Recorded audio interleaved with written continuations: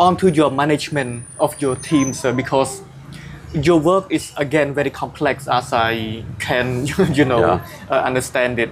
So when you come up with a project, how do you strategically manage your team? So for example, or maybe in the project of GACP right now, you have been working in Angkor for many decades now.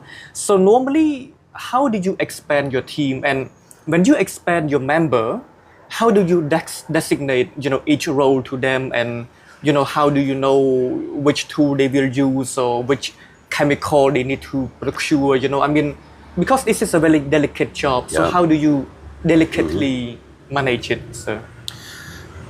Maybe I can start. This is different in different projects. Yes, Here in Angkor, when we started, there was the Conservation d'Angkor. There were people working in the Conservation d'Angkor, and they were working with the different at the different temples. We knew the Hungarian project at Preako from 93 to 96, and when we then started in 1997 officially, the 2 years before were just preparation of the investigations in the temples and accumulate knowledge that we could design a project. But 1997 we started officially, and then we asked some of the Conservation d'Angkor, some staff, if they want to join our project. And we were lucky, one of the consultants of the Hungarian project, a restorer, he knew some of them, and so this was how we had the first 3 people in our project. And we started small and increased in small steps our team. Sometimes people think, oh, it's much better to have 20 in one, but it's much more difficult to train untrained people in a subject which is very complex, as we described. So mainly the training is then learning by doing, to show how to use it, what material we use. It's even difficult to explain the chemistry. The chemistry of ethyl silicate is very complex. I could show you the formula. It's really complex. Yes, and years ago I gave lectures outside in Apsara, and I asked, what is the chemical formula of water? H2O, is it? H2O, you say, but many couldn't answer this. So due to lack of school, and the first we had, they were partly refugees. They didn't have proper school, etc., training. So it was difficult to teach these very sophisticated things. So we just trained them, learning by doing, handling the different material, explaining how they have to apply, etc. Unfortunately, years ago, one of them died already. Another one is working for the Stone Conservation Unit, and the third one is still working with us of them. And then 1 year later or 2 years later, we engaged 3 more. But of course, we didn't know the people. We didn't know who could be. We didn't have access. It was the time when the primary school started properly working. So there were. So we asked the team members, do you know somebody who is interested to join our project? And this we kept until the state we have now. Of course, we have at the moment 16 staff, 16 conservation staff at the site, and 3 female staff at the office doing the digital documentation.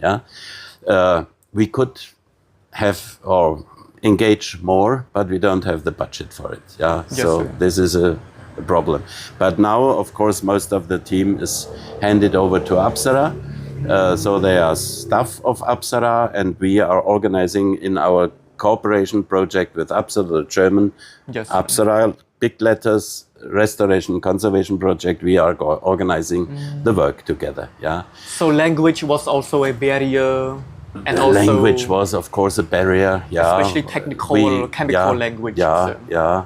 And I have to confess, and I'm very sad about, we still cannot speak Khmer after such a long time. Yes. Because, of course, in former times I was here during my vacation at university, the short time. Then I had to go back teaching, and then in summer I came back for 2 months and like this. And up to now, we have a problem to hear properly the differences in pronunciation of Khmer language, and I'm convinced, I'm not very good in language learning, yeah, but I'm convinced you have to be here for a longer period and studying every day with a teacher for at least 1 hour, and then you can be successful. But this we never had this situation, yeah. When we are here now, we are just moving around. Yeah, had a lot of visitors. Yesterday we had site visit with our site manager at the Soyavaman Gallery. We have to organize the work of the geologists, etc. So this is, and in between we have some interviews. Yes, sir. Which we are very happy, grateful. Yes, thank you. But at the same time, sir, because normally when you come to work in Cambodia, you know, you have a lot of, let's say, resources back in Germany, the chemical, you know, products and also the machinery. Yeah. You know, that is why you are able to carry out complex research in Cambodia, sir. So in the future, if Cambodian were to, you know, let's say transition, you know, more independently about this work, is it hard for them, you know, without, you know, the proper support in this, you know, technical, let's say, tools? And yeah, it's a very, very good question and a very complex question. Yes, sir. Actually, for the daily work of the team, we provided all the machinery. So in the office out there, we have a workshop where we have crushers, where we have mills, etc. Yeah, to prepare the materials for the conservation. For the investigations analysis, we were hoping that in Apsara they will install a sort of a technical lab. Yeah, partly it's organized by the Korean team. Yes, they have also testing machines. They have a microscope. Yeah, so of course it doesn't make sense that every country brings in the own lab for investigation. There must be a central lab in Apsara, and hopefully this will be improved, etc. A second point is that we tried since long time to get a contact with geologists in Cambodia. Yeah, at the beginning we visited the Ministry of Mineral Resources, and we had exchange with the geologists there. And recently again, this was also due to the fact that I always proposed in my function as ad hoc expert for NAPV, for Preah-Vihear and Kokere Authority, that I always pushed them, bring geologists to Preah-Vihear. They have to study the bedrock. They have to study the tectonic structures, etc. And since some time, the young staff, the young experts from the ITC, Institute of Technology, they were working also together with the NAPV in Preah-Vihear. And I hope that we can also improve our cooperation with them here for Angkor, that ITC is also working for Angkor, not only for Preah-Vihear, which would be important. You know, we are geologists from our studies, then moved into heritage preservation and conservation science. At our time, you couldn't study this. You had to learn it by yourself and different disciplines. But of course, geologists, in our opinion, are still important to understand the behavior of the natural material, the stone, the mineral materials, stucco, brick, etc., even when they are artificial made, yeah, but they are composed from from mineral resources. Yes, sir. And I think the work at Preavia has shown that there's a really substantial input from the geologists to the work in Preavia. And of course, our geological knowledge, our geological input is here important for the Angkor temples. Yeah. Yes, sir. So, and the last point, of course, some of the materials are not available in the region. Yeah. Not in Cambodia, but in the region. Also not in the region. You cannot Yes, find sir. ethyl silicate. I think our producer has a dependance in Singapore, so you could order in Singapore, but this does not make sense. You could also order this in Germany directly. And of course, up to now, we are still providing and doing this work of purchasing. We were hoping, and we helped also the Apsara Authority or NIPV that they can get this material. So we organized this. We ordered it in Germany, and we organized the whole transport together with the company which is producing ethyl silicate. But in future, of course, it must be done by Cambodians. The local people. Yeah, Yes, sir. not only by our team.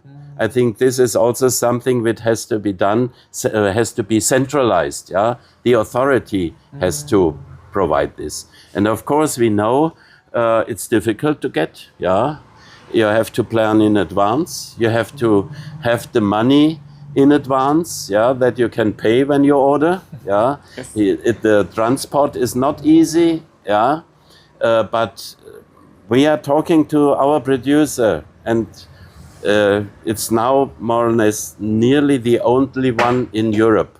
Yeah. America does not have, I don't know if Daikin still products something like this. The Japanese tested some materials from Japan. The company is willing to support Angkor still. Yeah, for them it's also a big, how to say, they can show we help other countries, we help Angkor, and for them it's also good to show these famous, wonderful buildings and this famous decoration, carvings, bas-reliefs, etc. So this, for the future, is still a desiderate which has to be solved. Yeah, we know some then said, "Oh, we don't have this ethyl silicate. We switch to other materials," but there are not really materials which really fit the requirements we defined, which have to be well adapted and compatible, and which penetrate into the stone. Yes, you know? sir. So just to clarify a bit, the business that provide the ethyl silicate more or less decided to be in business so that they can provide the chemical to restore the bas-relief at Angkor. So, wow. Yeah, they are willing to assist, you know. They're producing, and then they, up to now, they organize the transport from their company to the harbor and from the harbor to here, and then we take over and organize the custom clearance, etc., and transport from there to SIEM REAP. Yeah. Yes, sir. It's complicated, but yeah, in many other cases, if you want to purchase a microscope for scientific analysis, it's not produced in Cambodia up to now. Yeah, it's also not produced, as far as I understand, in Thailand. Or there are only very few. If you buy a camera, you have a Japanese camera with you. Yeah. So you also have to find, of course, you have suppliers here who order and then sell it in Cambodia. This is different from our conservation materials. Yeah.